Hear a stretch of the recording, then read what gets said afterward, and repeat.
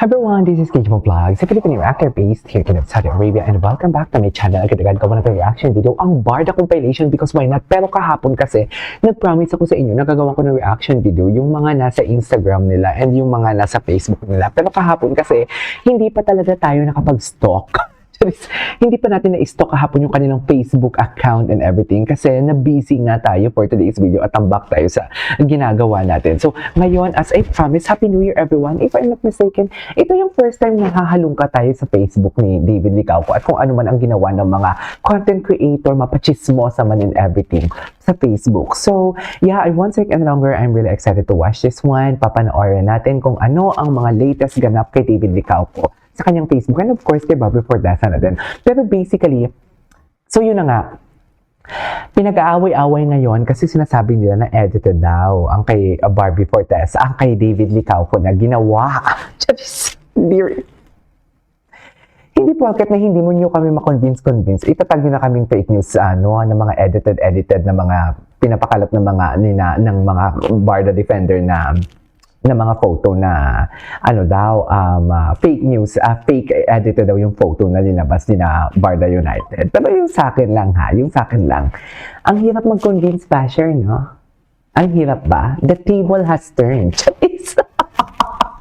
The table has turned talaga. So ngayon, kayo naman yung magkanda o gaga sa pag-convince sa amin na yung ginawa ninyong litrato, na nilabas ninyong litrato is hindi edited yun. I-convince nyo kami for today's video. Ilang beses nyo na ba nagawa yan? Hindi lang isang beses, hindi lang dalawang beses. So many times for today's video. Kahit yung malayo nga yung doon pa lang actually, doon pa lang sa mga Siargao moments, yung unang Siargao si Ginoo doon pa lang sa unang Siargao moments ni Ginoo, mapapa-question na kami sa credibilidad ninyo na ginawa ninyo ng istorya lahat. Diba? Iba ang nangyari, pero iba ang istorya nga pinapalabas ninyo for today's video about doon kay David Licauco na mga ganap sa Siargao for today's video. So, sa palagay nyo, maniniwala pa ba kami sa inyo? Diba? Ang hirap mag-convince, no? Kaya nga sabi ko sa inyo, ito na lang masasabi ko, ito yung sinasabi ko, dito papasok yung sinasabi ko sa inyo na parang paniwalaan ninyong sinasabi ninyo, paniwalaan din namin yung sinasabi namin. Porket wala naman kami nilalabas na sinasabi namin na si Barbie, David, and everything. Walang ganun Based yung mga assumption namin, based sa observations namin yon. Kumbaga, opinion namin yon, di ba? Ang opinion namin, ang opinion ng mga Barda Defenders, ang opinion ng mga Team Matatag at Team Panatag is hindi kami naninira ng tao. Tama ba ako? Kung ang opinion, pero kayo kasi may opinion kayo pero ang opinion nyo kasi nakakasira Kahit sabihin yung opinion nyo, pero nakakasira. Dear, kung wala kang magandang sasabihin, yung opinion mo, i-close mo na lang yung bibig mo. Yun di ba? Yan yung New Year's resolution ko. Kung napanood niyo yung podcast namin, ng friend ko, ang sabi ko, pipilitin ko. Hindi naman sa gagawin ko, kundi pipilitin ko kung wala man akong magandang sasabihin. Kahit sabihin kong opinion ko yan o totoong sinasabi ko, tatahimik na lang ako. Para hindi ako makapag-harm ng ibang tao. You know what I mean? Diba? Oo, opinion mo nga yan, pero nakasakit ka naman ng tao, nakasira ka naman ng tao, so paano naman yun? Am I correct? So yun na nga ang sinasabi ko. The table has turned for today's video. Sila na naman ngayon ang magkanda uga-ugaga na sasabihin nila na fake news edited daw ang litrato na wala si Alex doon and everything. Paano naging edited yun? Doon pa lang sa tao sa likod Doon pa lang sa tao sa likod na naka-blue, na clear ang muka. Kitang-kita ang muka for today's video. Masasabi mong fake edited yon.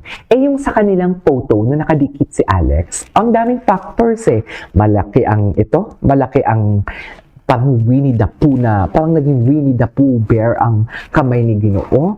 And right after that, aside from that, yung lalaki sa likod, blurry ang muka, hindi kita. You know what I mean? Ewan ko sa inyo basta yun lang yung opinion ko. At least wala akong sinisirang tao. Hindi ko naman sinasabi sa inyo na parang edited ang photo ninyo. Pero you cannot take that away from us. Kasi ilang beses na ba ng mga bashers ginawa yan? Diba? Tsaka Ganun yun. Diba? Ano yung, doon lang talaga tayo huhugot eh. Bukod pa sa mga kantsawan. Bukod pa sa mga kantsawan ni David ng mga friends si David Licauco na sina Agassi Ching, sina Dustin Yu, ang mga papyaw ni Jay Ortega na napaka-comment pa nga ang Ginoo nga dem, bro.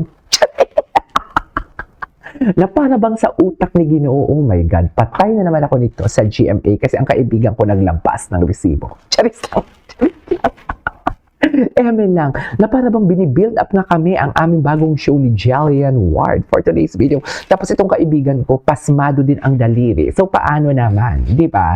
Ang kaibigan kasi talaga, alam nyo, ako I'm a type of kaibigan na parang, alam mo yung, kahit sinisikreto yan, pero may pahapyaw na katotohanan. Alam mo yung, syempre, pag ikaw, tinatago mo yan, di ba? May tinatago kang sekreto. Pero once na nilabas ng kaibigan mo yan in a very joke way or ginamit as joke sa'yo or ginamit ng pangangantsaw sa'yo, hindi ka mapipikon. Kahit tinatago mo yan.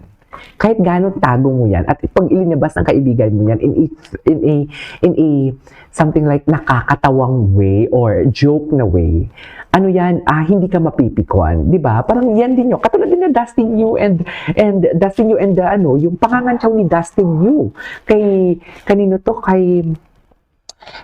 David Licauco, yung mga ganyang chika, di po hindi ka mapipikon talaga. Kasi kaibigan mo yan eh. Pero tama na yung chismis. Dito muna tayo. Check natin si Joanne Pinote kung ano yung mga chismis ni Joanne Pinote for today's video. May chismis eh. Chares! Di ba? Ayan na, tingnan natin. Tingnan natin, andito si Joanne Pinote nyo for today's video.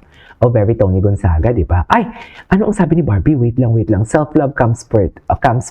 Barbie Bertosa, ang trabaho ay trabaho lang. At the end of the day, sarili mo pa rin ang pinaka-importante. You have to really take care of yourself. If that means taking a break from work, go to somewhere. Go on a trip, be with your friends para lang mawala yung stress mo. And again, don't forget to take good care of yourself from within. Bago mo masimulang mahalin yung sarili mo, you have to be self-aware. You have to be aware of your needs, your wants, and your desires. But you have to start with yourself. From there, masisimulan mo lang maging confident from how you address people, how you go on about your day. It all starts with yourself. Self-love indeed. Tama nga din naman si Barbie. Kaya nga nasabi niyang single siya. Ay, wait lang, may forever chinoy. Talaga ba? Kahit sinisiraan mo siya, chares! Kahit sinisiraan mo siya, mami. Totoo ba yun? Totoo ba yun? O, di ba? Ay, taray. O, loko. Alam mo, may ano ako dito. May take ako dito. For me, itong story na to, yung Renz tune na to. Ang lumabas nito si Landers May tweet nito, nabasa ko ang tweet nito.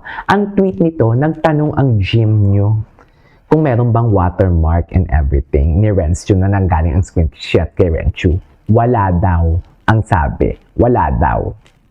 Tapos, kahapon, that was the other day, That was Sunday. Sunday yon. Gabi dyan sa Pilipinas. Kung I don't know kung nakita. Basta naghahanap si Jim, nabasa ko yung conversation sa X, nag-tweet sila. Sumagot ang Landers, wala daw. Kasi ang photo na to galing kay Landers. Tapos ngayon, kahapon, alas 2:54, alas 7 dyan ng gabi, naglabas kayo ng ganito, na may, what do you call this, story. Tapos 1 hour ago pa. Yun yung tinanong ko kay Mambarda United. 1 hour ago lang yung litrato, mamo. 1 hour ago lang yung linabas na screenshot. Pero nakapagsabi na siya na wala daw watermark. Tapos biglang lumabas na may screenshot. Actually, you can edit this one. You can edit this one, to be honest. You can edit this one. Pero it is what it is. Diba? Ano to? Sabay-sabay nilabas? Sabay-sabay, ano to, na-late to sa paglabas? Ito, na-late to sa paglabas for today's video. Nauna to linabas nila na walang watermark. Alam nyo, kung legit man to, dapat linabas nila na may watermark agad. Tsaka hindi, nagsabi na yung Landers kay Jim. Nawala daw watermark. Tapos, nang hinahanap ni Jima, meron ka bang may watermark? Kasi inedit, parang kinaakusahan ata na inedit ang picture ng Barda Defender. Tapos sasabihin nila, ano daw, what do you call this? Oh, wait. Okay. Wait, may napansin lang ako. Bakit parang putol dito ang photo? Oh, loko. Wait, dito sa story ni Renz Chu, putol ang picture oh. Di ba kita ang bag dyan sa original? Di ba sa nilabas ni Landers, nang nilabas nilang litrato na to, kita ang ano dyan oh, kita ang bag dyan. YSL ata yung bag dyan o Chanel. O bakit putol ang photo na nilabas nila dito? Na may watermark. Bakit putol? Hindi yan putol dapat. Di ba? Kita dyan. Kaya nga sabi ko may napansin ako, di kita yung bag, may bag pa dito sa baba ng mga bas mo. Oh, kung ini-screenshot nyo yung kasamang watermark, bakit nyo clean-up? Oh. Di ba? Bakit nyo clean-up for today's video? Di ba? Tsaka dapat makikita mo dyan yung may heart na icon, tapos yung tipong pwede ka mag-comment sa picture. Kahit hindi na inaalaw ni Renz Chu na mag-comment dyan sa photo, kahit heart na lang, yung heart na icon na pwede ka mag-like sa photo, wala. Putol. Bakit nila pinutol? Baka pinutol nga naman talaga nila, pero bakit late nila nilabas? Yun yung point doon. Basta ako, real or real, Barda pa din, di ba? Ini-expect nyo na titigil kami sa Barda because of saan nilalabas ninyo? So, pinapakalat ninyo? Hindi siguro, oy. No. No. No. This is Kiki Vlogs. Kasi ako nag-clap. Tuloy natin ito mamaya.